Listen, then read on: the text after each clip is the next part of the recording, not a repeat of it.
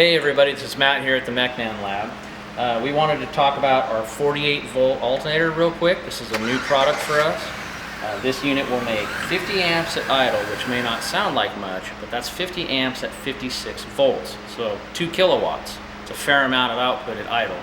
It'll do about 140 amps at 56 volts, about 2,000 RPM engine speed.